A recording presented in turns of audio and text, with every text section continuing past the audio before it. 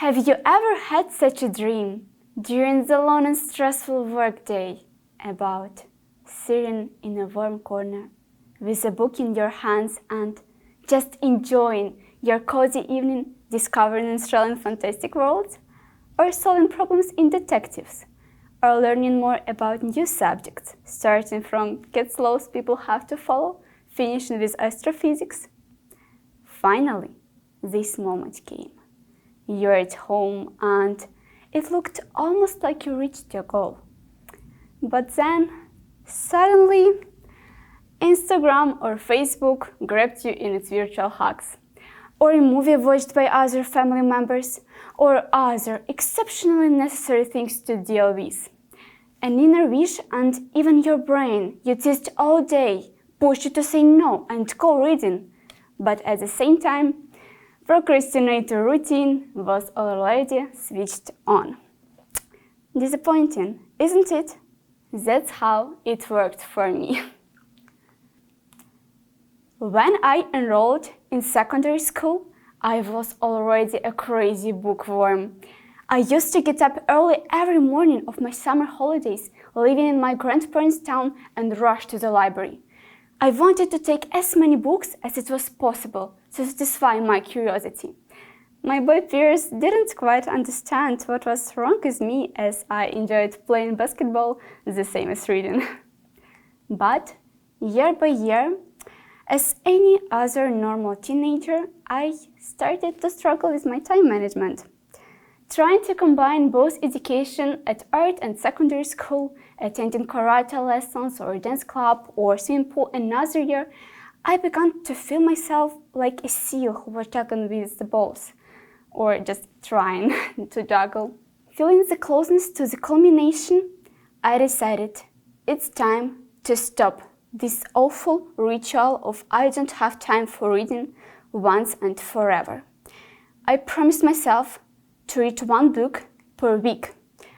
Even though my experiment is going, I already feel how mind-blowing and engaging this journey already is. So, what's so unique about reading? We all heard that the most successful and powerful people of all times and folks found time to read between their world-changing things. A young Elon Musk, before growing up to become Tesla father, read 10 hours each day. Former Microsoft Bill Gates reads a new book every week, as well as Mark Zuckerberg, Facebook founder. Keeping my experiment rolling, I emphasized lots of benefits of such a precious habit, and now I want to share my insights with you. The first is that your worldview becomes bigger. Not even bigger, but really endless. There are no more walls which can stop your mind. Leafing through the pages, you can analyze different situations, points of views, issues, and their solvings. The more knowledge you have, the better equipped you are to tackle any challenge you will ever face in your life.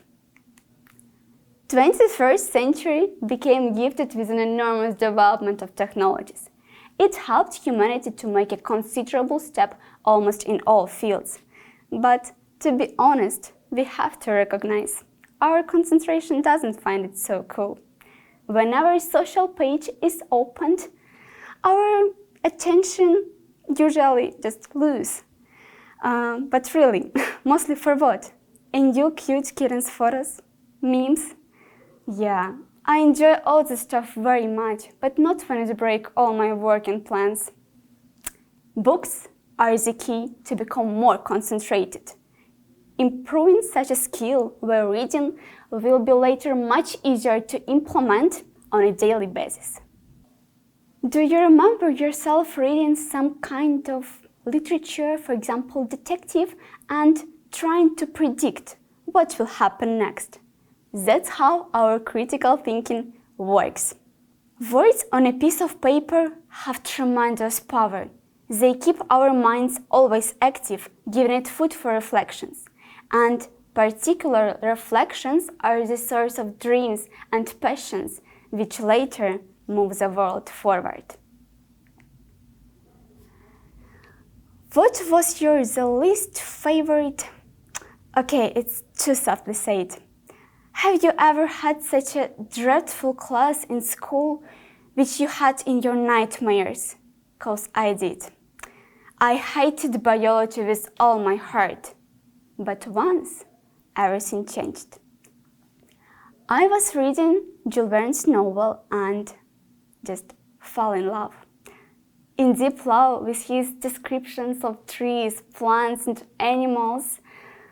It motivated me to rethink our boring school material and seek for information independently.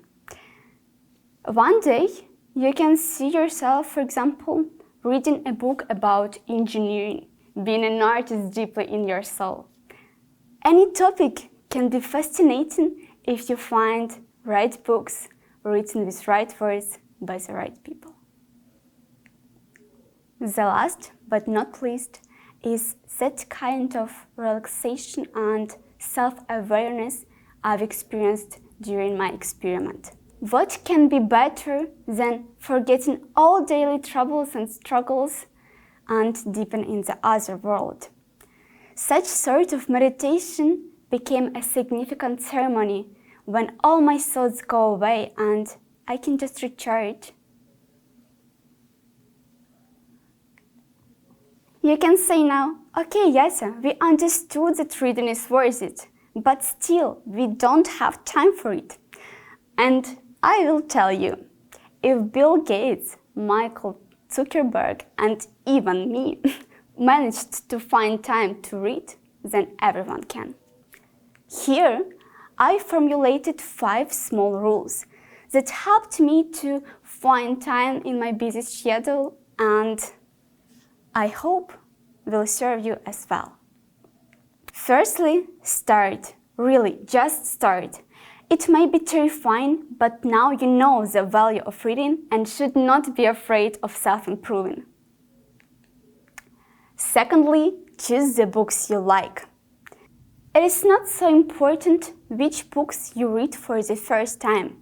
What really plays a role is your desire to continue.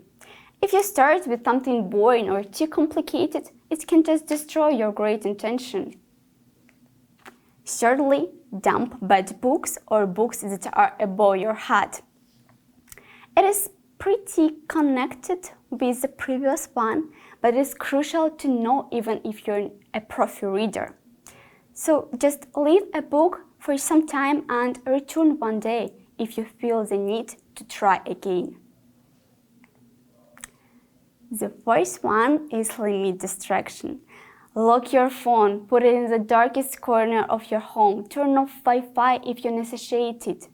Firstly, life really will be easier. Secondly, you will be free as a bird to read.